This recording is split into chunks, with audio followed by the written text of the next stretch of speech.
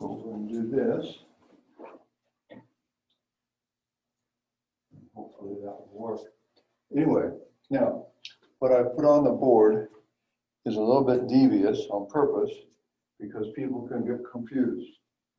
And so I'm going to try to be confusing so that if you're confused, you won't be confused. This probably won't work.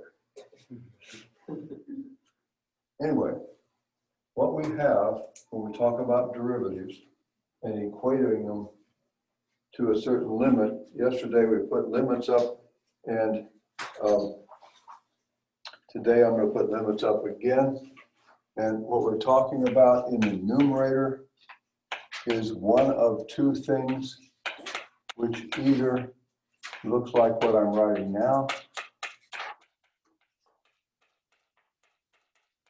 or it looks like what I am now writing. And I need to parenthesize things in the right way. Now, these are the numerators of the two different ways we talk about limits when we're talking about derivatives. And I've repeated these over and over again. I'm not going to write the whole limit right now.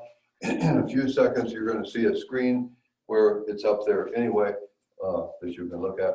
Anyway, okay, what I wrote here is the two things I wrote over there, except I switched them in that when I think about x and x naught, or when I think about x and a, because the book likes to use a, the first letter of the English alphabet. When I use x and a or x and x naught,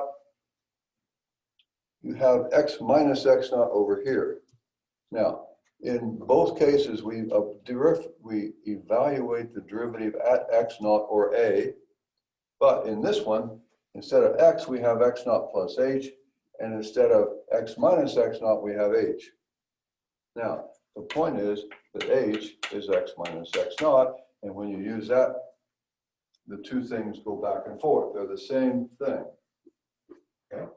Except that when I take a limit in this involved, and there's also a denominator, but when I take a limit of this, I let h go to 0. If I take a limit of this, I let x go to x naught. So that underneath the word lim, you have two different things, but it depends on which thing we're doing, depending on whether I write things as h or write things as x minus x naught.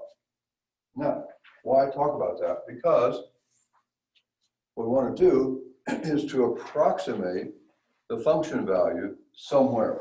Now, if I call the place where I know something x naught, and I do that in either case, then either I decide to call the place that I don't know x, or I decide to call it x naught plus h. Either way, okay? And depending on which way I choose, depends on which thing I write up above. Namely, if I choose x naught plus h, then I should not be doing x minus x naught. Okay? But you might, and that's where you're making a mistake. We ought to be doing this one. And when I do f of x, I ought to be doing this one. And I want to write them that way because I want you to think about it. You have to decide which way you like. Now, I prefer, in this particular context, I prefer x naught and x naught plus h. I think it makes everything easier. X is used sometimes as varying. In this case, it's not varying. X naught and x naught plus h is the h is fixed and the x naught is fixed, and you see that. So I think it's easier to understand. Now, what we're trying to do is to approximate one of these. In a minute, I'm going to talk about the example as the book wrote it, because the book talks about a linearization. And that's also unfortunate, because what the book calls linear is what in mathematics we call affine. And I'll talk about that in a minute. Anyway, if I'm just trying to approximate something. Now, for example, if I'm just trying to approximate 3.98, the square root of it, if that's my goal, then that is either going to be f of x or f of x naught plus h, depending on how I want to think about it. Okay? I prefer to use this bottom one. The book prefers to use the other one, of course. Now, we can go either way, but I want to go this way first today. Namely, if I talk about, can I think of a function involved here? To me, it's the square root function, because I'm taking the square root of. So I would define f of x in this problem to be the square root of x, as simple as I can. Then I want to pick a number close to 3.98 for which I know the answer of what's the square root. I wouldn't pick 1 and I wouldn't pick 16, although those would work, but not give me as accurate an answer.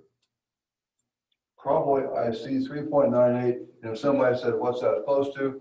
I don't think you'd say 3.99, I think you'd say 4, even though both would be correct. So my x naught is going to be 4.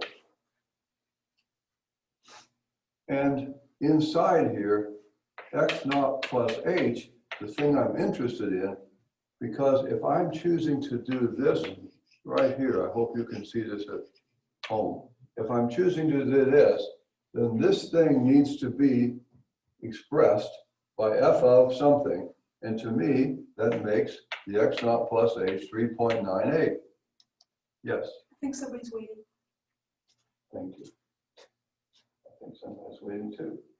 Kenzie is waiting. Now Kenzie is no longer waiting. Good morning, Kenzie. Okay. So, to me, if you're trying to do this approximation, the inside is the x naught plus h, and the x naught is the number close to that you know the answer to already. So, if I do this, then f of 4, which is f of x naught, is 2.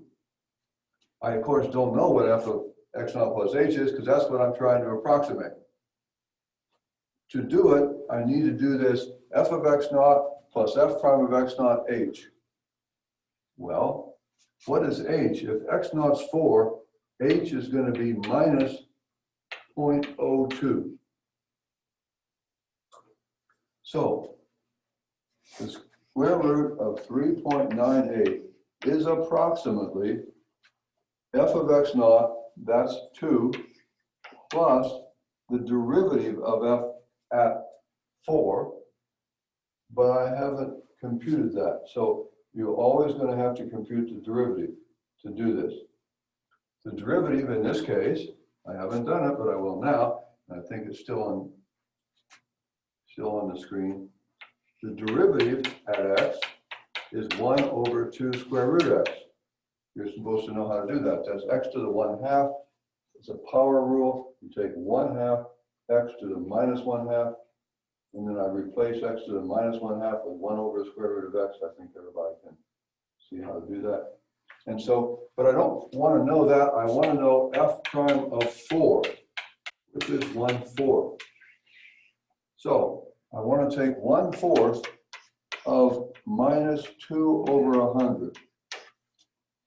And when I add those things up, I will get my approximation, which in this case, if I work it out, that's 2 minus 1/2 of 100, that's 0.005. And so I will get 1.995. I'm hoping you see how simple that is. And we don't need to worry about the words differential or infinitesimal or dx or dy or any of the things that's in the section in the book to do this problem. All you need to know is where you wish to do it, what function you're doing it with, which is not the best grammar, but you understand it. You guys are from Kansas. So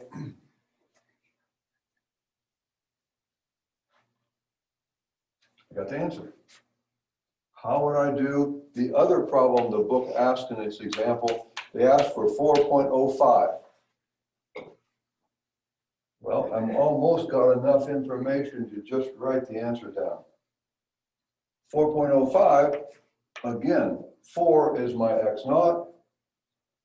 The derivative is 1 over 2 square root of x. So it's still 1/4 because you do it at x naught. Don't get an x here. You get a x naught here. And this 4, 1 over 4, square root, so on.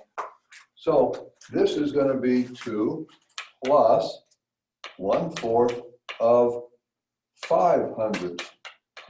In this case, 0.05. Because this time, x naught plus h is 4.05. 4 plus 05 is h. So h is 05. Simple, I hope. And I got to do the arithmetic here, you know, but I can work that out. I hope pretty easily. 20, I can always divide by 100 whenever I figure out what 5/4 is. 5/4 is 1 1/4. That's 1.25. So I have 0.125 here. So this time I have 2.0125. I believe is an answer. Anyway, now I'm hoping that's pretty simple arithmetic, and you've got your approximations. That's how I would do the problem. Now, you could instead decide to call x 3.98, and then f of 3.98 would be the same thing. It would be f of x naught, same thing, that's 2, plus f prime of 4, which is still 1/4.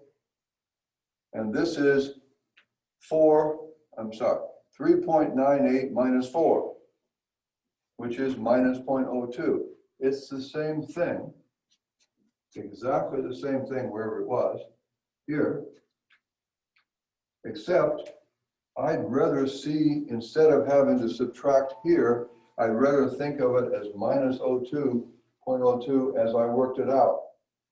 Now I'd rather see 3.98 as, oh, that's 4 minus 0.02, rather than doing the arithmetic here with 3.98 minus 4.02. It's the same thing, but to me it's easier to do it the other way.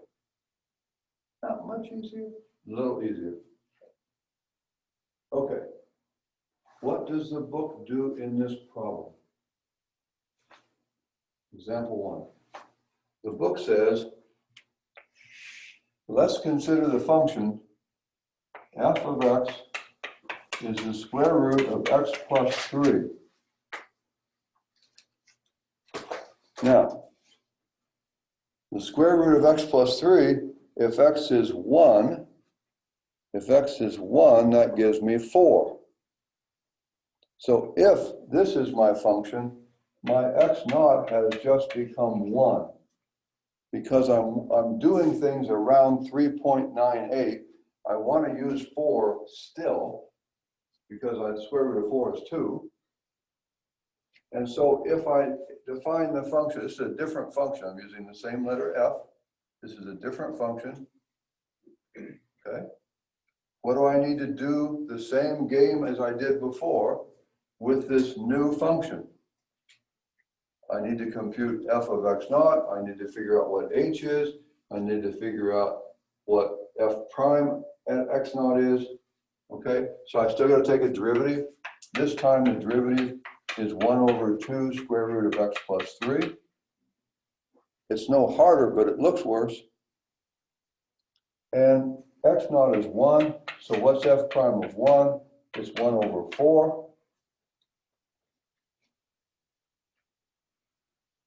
What was the other f of 4? 1 over 4. The other derivative was 1 over 4. What is f of 1? F of 1 is the square root of 4. It's 2. What was the other function at 4? 2. What I hope you see is we're coming up with the same stuff.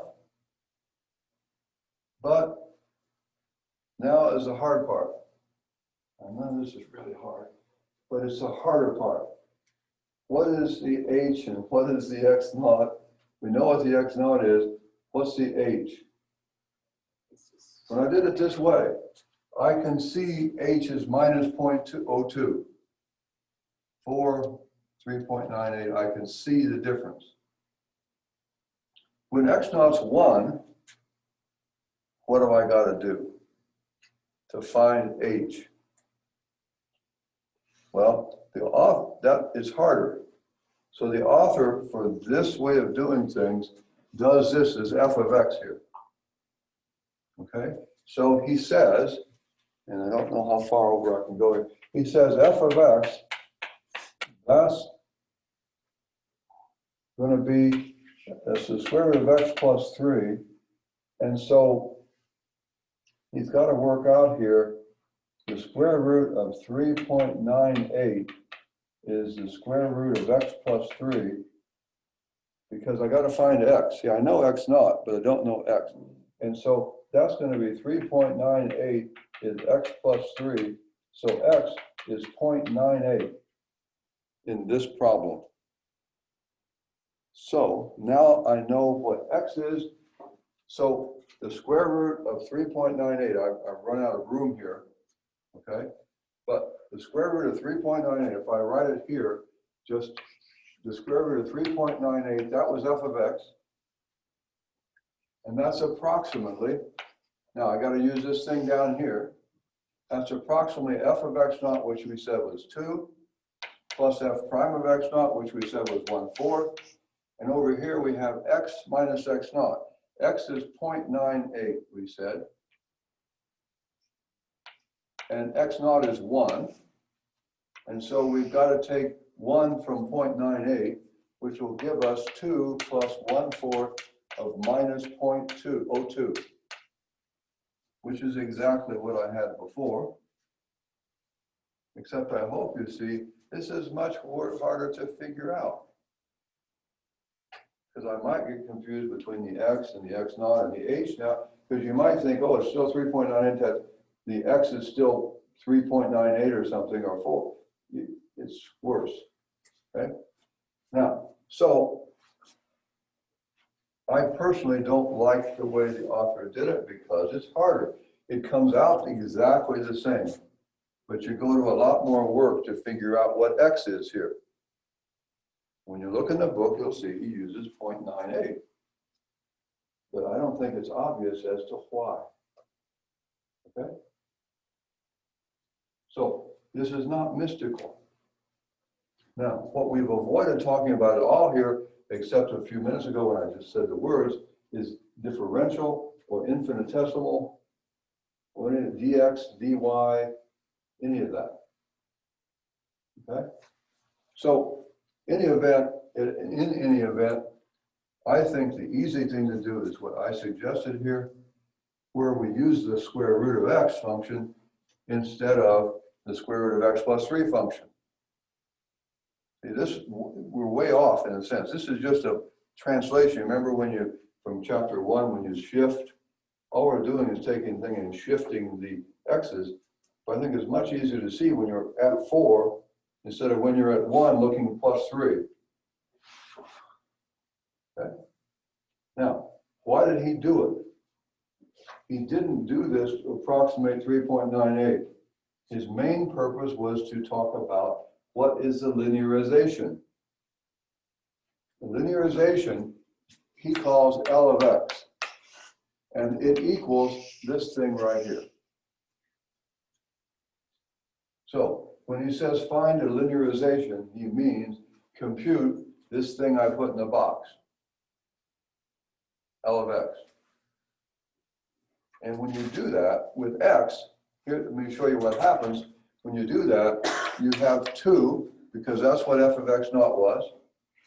You have f prime of x naught, which is 1/4.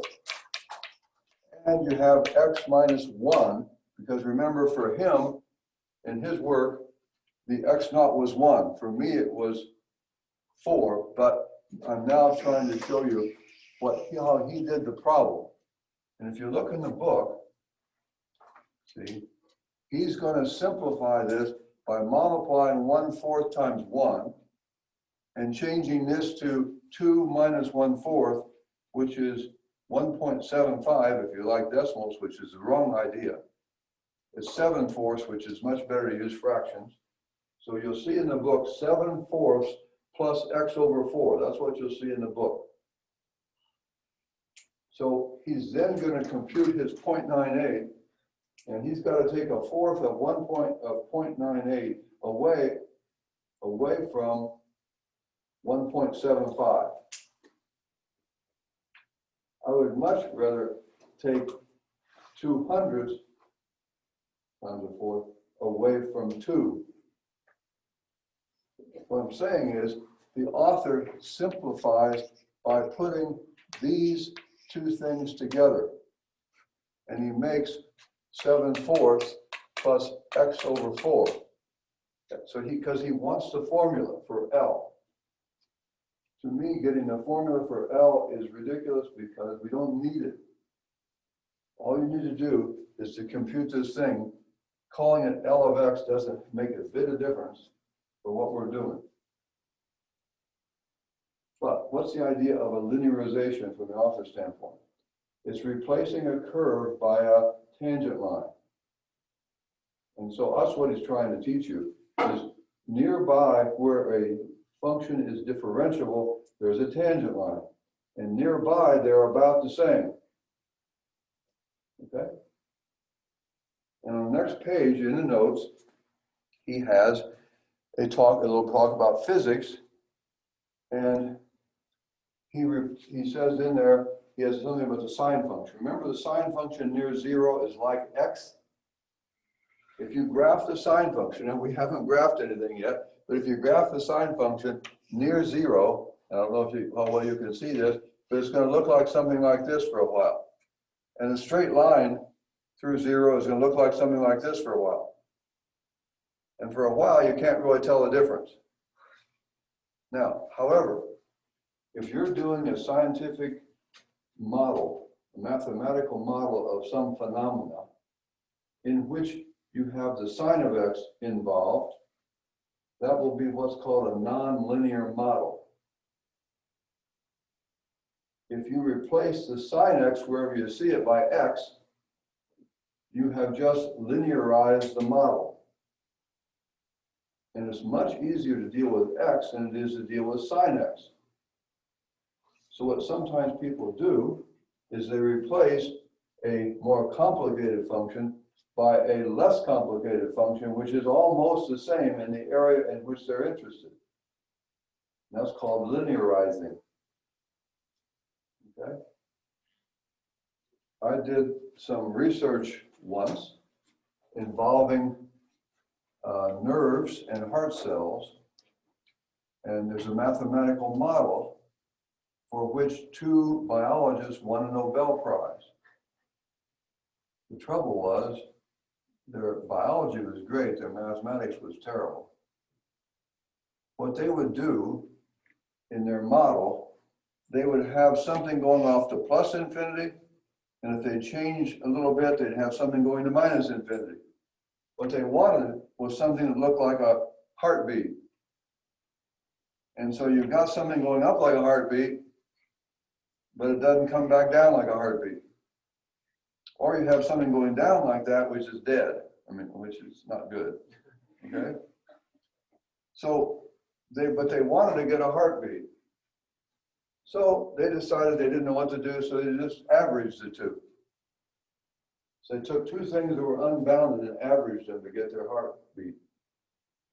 Mathematically, that's silly, okay?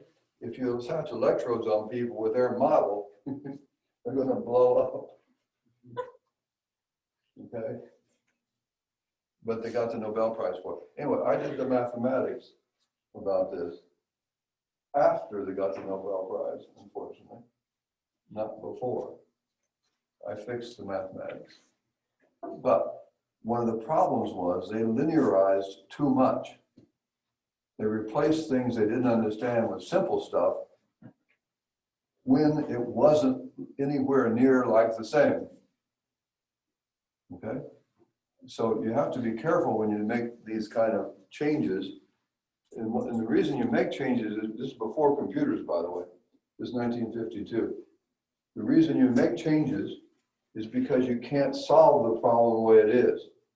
So you simplify it to solve the simpler one, and you hope that it still is good. And it might be, okay? So enough talk about that. But, okay, so let me show you something on the screen. The people who came today were handed the thing that you're now going to see on the screen. A little earlier today, I made a little statement here, and this is going to be in Blackboard whenever I get around to putting it up there. So what you see at the top here is what I promised.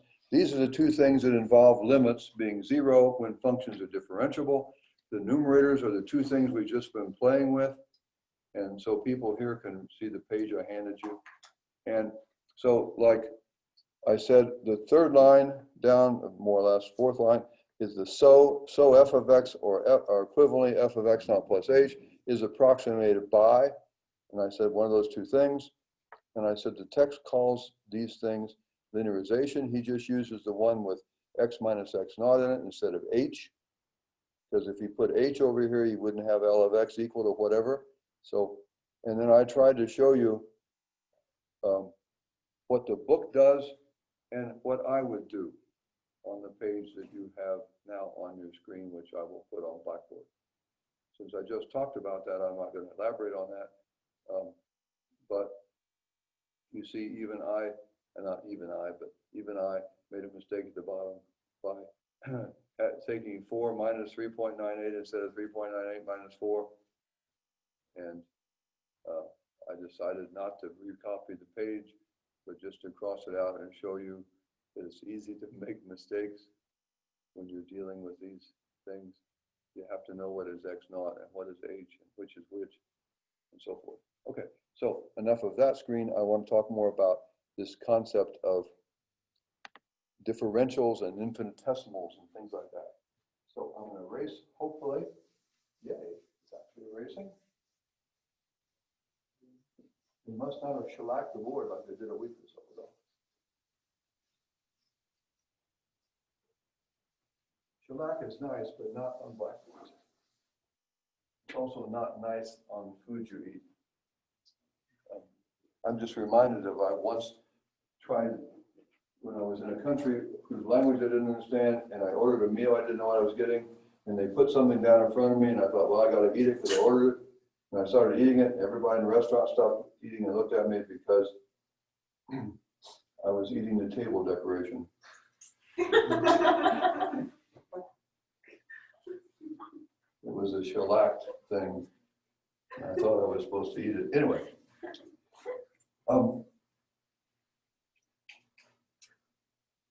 Once upon a time, not too long ago, I was going through TSA, which is you go through security in an airport.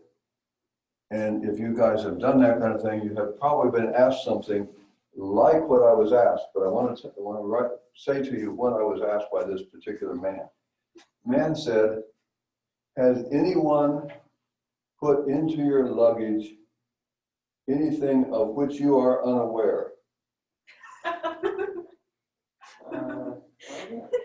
That's what he asked me. My answer was, how would I know?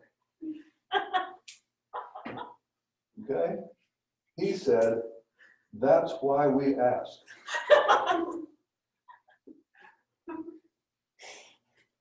Okay? And I decided, I don't think I better argue with this man. He's got a gun and things. I think maybe I should say no, sir, and just go on through the checkout. Okay?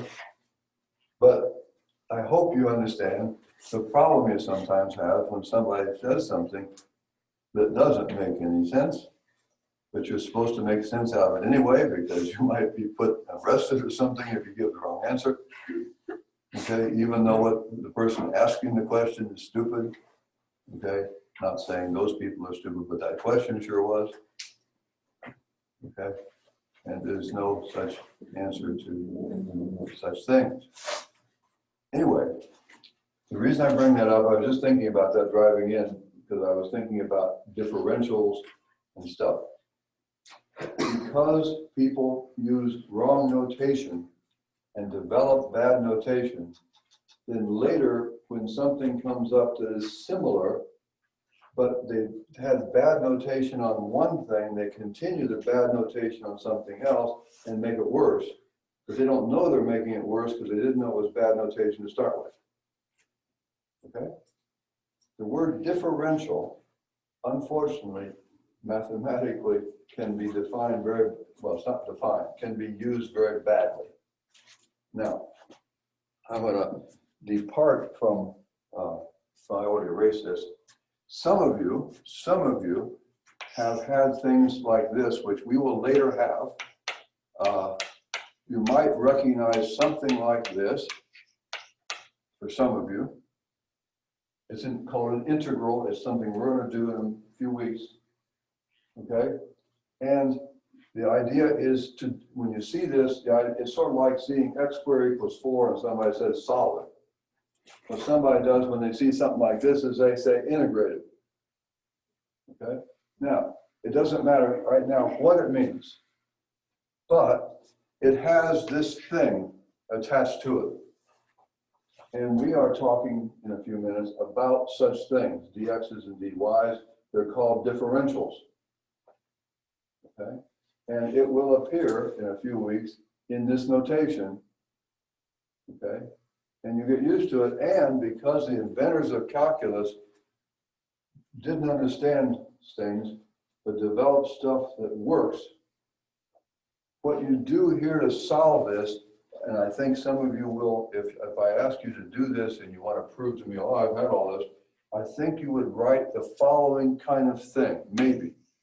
Doesn't matter. And those of you who haven't had this, it has nothing to do with understanding this. Don't worry about it. What people will do is they will do this, and students won't say let, because students don't understand these are supposed to be complete English sentences with periods and verbs and sentences and objects. And so people just write something down. They usually won't say let, unless you're in France. In French, you say soit. Same thing. Anyway, just that's for the erudite sort of thing for people who parle français. Anyway, you say something here, and then the next thing you will see is this.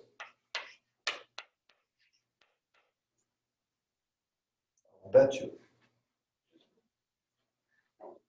And so all of a sudden now you've introduced a second thing with a D on it. And then what people do is they substitute. And if you substitute everything you see, then you get cosine of u du, from which people who have had a little training know how to go to the rest of the problem from there. And the process is called integration by substitution, because you substitute stuff. Now, in actuality, this thing is not there. Okay, there is no such thing. It's in the notation, but it's not really there. But we treat it like it is, and we introduce something else, and it works because from this place you can get the correct answer. Now, those D things, are they the same as what we did yesterday when we had a graph, and I told you that sometimes instead of H, people use dx. And we also talked about yesterday that sometimes people talk about this as dy. And there's those D things again, and they're again called differentials. Now the point is I'm going to make is these are not the same mistakes. In other words, we have two different areas. One's called differentiation, one's called integration. In both cases, these concepts are introduced, and in both cases, they're introduced wrong. But because people don't know that, everybody equates these two wrong things that should not be equated. So there's three mistakes made. Using the notation to start with and then saying it must be the same. All right? So that will hopefully help some people later. Not right now, because some of you have no clue what I'm talking about. Doesn't matter. Don't need to know. Because, okay, I'm going to rewrite this over here. I'll write it up here. If you have this thing,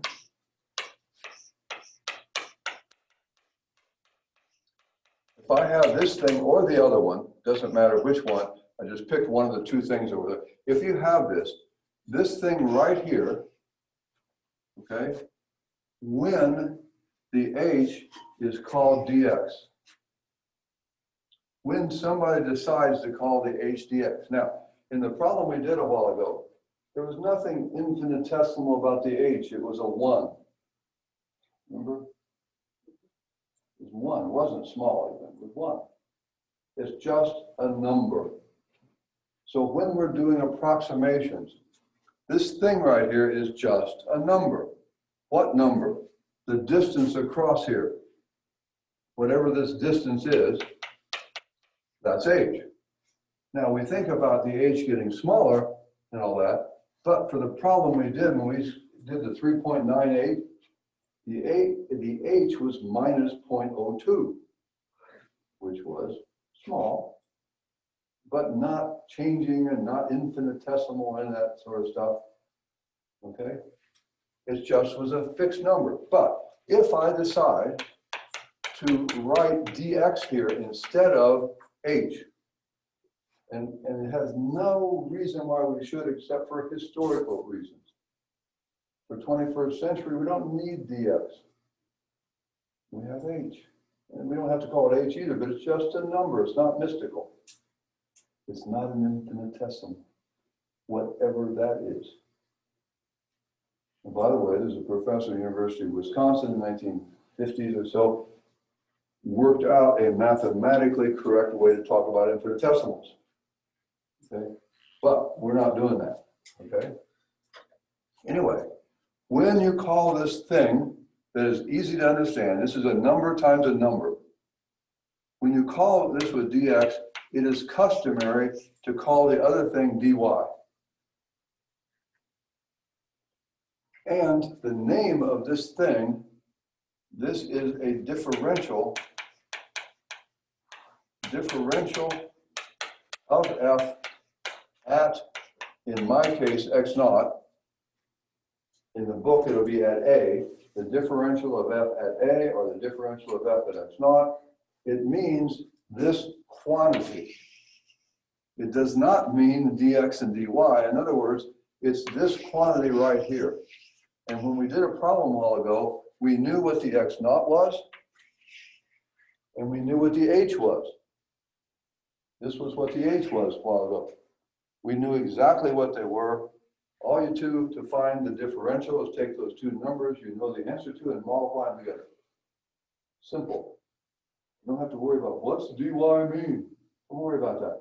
It's just a name for something that was misnamed 300 years ago because it didn't have functions in the same way. The key here is the function derivative, not the variables. So I'm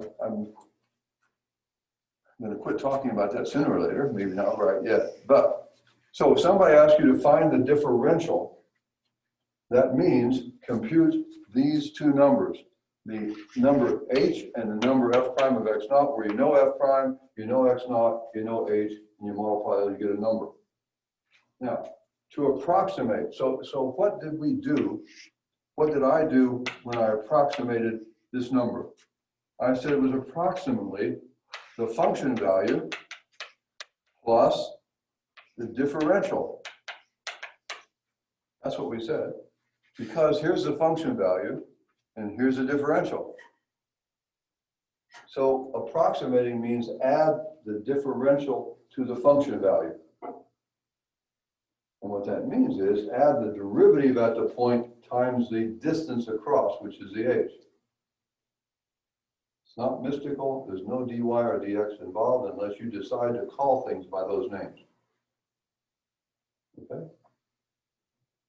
Now, what you will see later is, like I said a while ago, sometimes people will ask you, not in this context of approximation, but they'll ask you, find the differential of f, of the function. So what I'm going to do now is different, but it's going to sound similar. And I'm hoping you're going to see a difference here. If I start out with y is f of x, and somebody says find the differential of y, what they mean for you to write is the letters dy. So if somebody says what's the differential of f, you write dy. Now, that doesn't explain what it is, that's just its name. Okay? And what they mean when they say this is for you to differentiate the function at x and multiply it by dx. This is what they want you to do. And so you're all capable of doing that immediately with no thought, no deep ideas.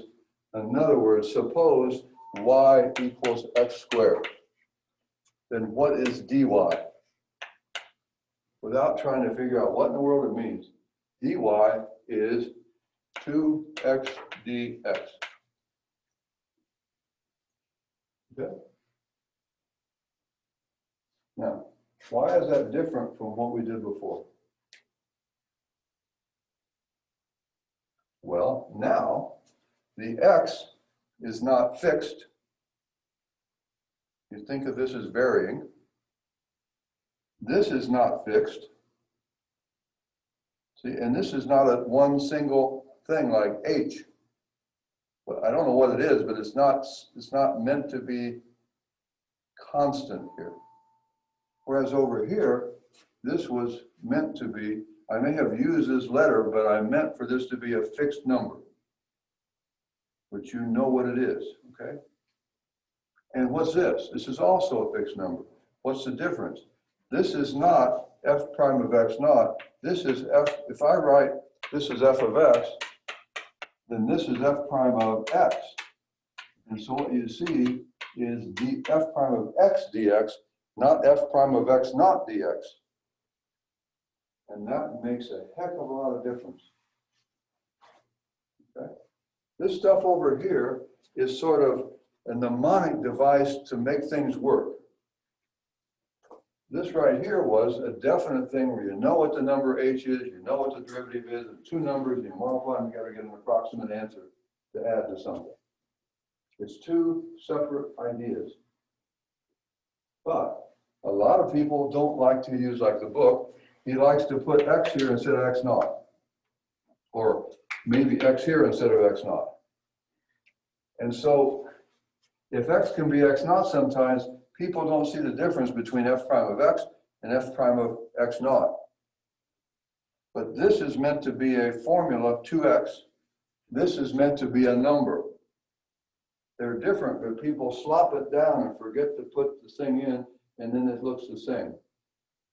So sometimes, by the way, some of my graduate students teach the class think it's the same too. Not all teachers know what I'm talking about here. Because people do stuff that makes it work. And if you can get the right answer at the bottom, you think you did it right. Even if you made 5 mistakes in the middle that you never understood about. Okay? So I'm trying to tell you the truth. There are notational problems that have been around for 300 years. And, you know, and you can see the problem is, if you misinterpret these things and build the airplane anyway, it may not fly. That's the kind of problem you have when you make mistakes that make a difference. Okay, so anyway, we will get back to and worry about this, but just if somebody asks you to find the differential of some function, all you do is find the derivative and stick a dx on it. Don't worry about what it means, you just do it. That's good, by the way. You don't have to worry what it means. It's nice, you know? Just take a picture of the thing and say, I did it, man. Okay, I know what dy is. Is that prime of x dx? Leave me alone. So what's the differential of the sine function? What's the derivative of the sine function? Cosine function. All you do is say dy is cosine x dx. That's it. We will later tell you why we want you to do that. But it's different from what we were doing when we were approximating. Okay? So enough of that. All right, so what are we going to be doing in the next few minutes besides leaving? First of all, we've got to have a test in chapter 2. I suggest that we have a test that will be due by next Tuesday night. All right. Now, I meant to have it due on next Monday night, but I forgot to tell you yesterday, and I told you I'd give you a week. Chapter 2. Now, what I'm thinking about doing right now, not thinking about it right now, what I thought about doing before and telling you about what I was thinking about before now, is that I may take the test out of the review section in chapter 2. Meaning, if I do that, that means if you do the problems in the review section, you will have done the problems that are on the test ahead of time. Now, there are 80 problems in the review section. I do not mean to indicate that there will be 80 problems on the test. Also, the odd problems have answers in the back.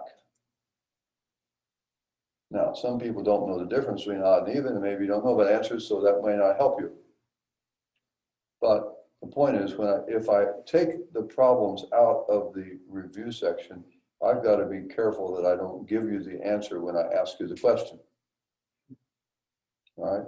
And if the answer is 2 and you look in the back and it says 2 and you write 2 and that's all you write, then, you know, then there's a question of whether I should count it or not, right? So anyway, I looked at the review and I thought, these are good questions. And by the way, there's also true-false questions in the review that are good true-false questions. So I thought a good way to prepare for this test is to do the problems in the review. Not the WebAssign review, I'm not sure about that. I'm talking about the book review. And if you go through there, you should be ace the test, no problem.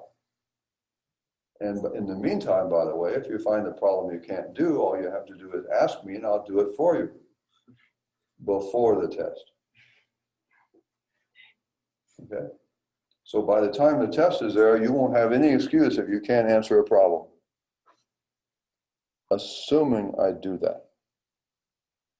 If I decide not to do that, it still is an excellent way to prepare for the test. Okay? I don't want anybody to sue me if I change a 2 in the test to a 3 or something on problem 17. Okay? Now, so it's getting to be 19 after there's a question in here. No question, I got you. Question. Okay. So, the other thing we're going to do is start talking about chapter 3. And I'm going to get rid of see if the